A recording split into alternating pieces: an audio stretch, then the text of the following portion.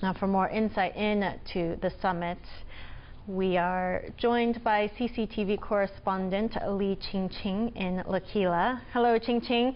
Now, can you tell us a little bit more about what's on the agenda for the summit? Okay. Today is the first day of the meeting. According to the plan, at this very moment, the leaders of the group of the 8 nations will be now having a working lunch. But the meeting itself won't start until 3:30 the local time this afternoon. And the working session of the meeting will last about 2 hours. And after that, the leaders will having a working dinner tonight at 8:30. This is the traditional format of the G8 summit. But what is more important is that the G8 summit will be joined by the group of 5 leaders, and which will create 8+5, and also plus Egypt, which represents Africa. This will happen on the second day of the meeting. And on the third day, there will be more international organizations, and the countries of Africa will also join the meeting.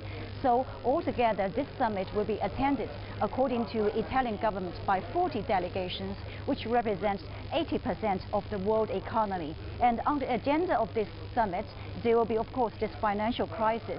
The leaders will be talking about how to reform the banks to prevent another financial crisis, how to clean up the toxic assets held by the financial institutions both in the United States and in Europe, how to strengthen the role of the new Financial Stability Board, and how to reform the international organizations such as International Monetary Fund and World Bank in order to give more voting rights to the developed countries.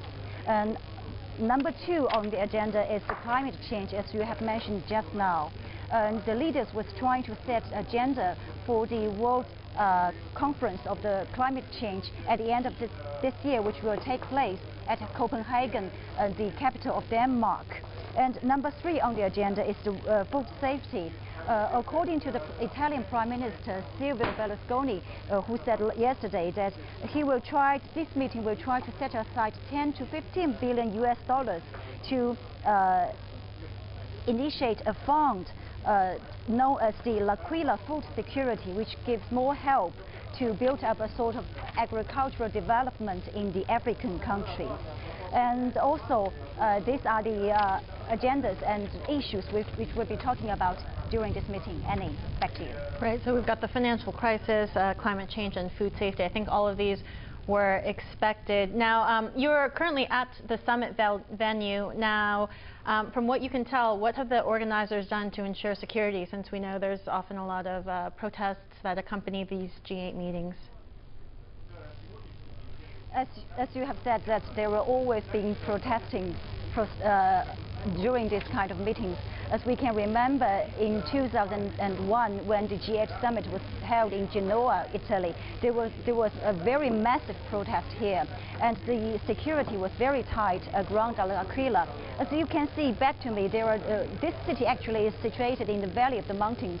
The actual city is in my left-hand side on that area, which has already been evacuated because of the earthquake in April. So that city is almost an empty city. The citizens of the city are now all living in tents. And this meeting is actually now held in the policing school on the suburb of L'Aquila. And there were very tight security here. When I came this morning, we have to park our car in the so-called Aquilone, which is a shopping center quite far away from this school. And we have to park our car there, go through the security control, and board a shuttle bus, which take us to this school. And the journey from that shopping center to the school takes us 20 minutes. As you can see, all these security procedures. I think there is also concern for another kind of security, which is the security of the earthquake, because just last week there was another aftershock of the April earthquake, which measured 4.1 on the Richter scale. So people are also concerned about that kind of earthquakes. Experts say there are more earthquakes expected this week, but he also said the earthquake won't affect this area, but we will see. Anyway, the Italian government has taken some precautionary measures for the leaders. It is that in case there are earthquakes coming, the leaders will be evacuated to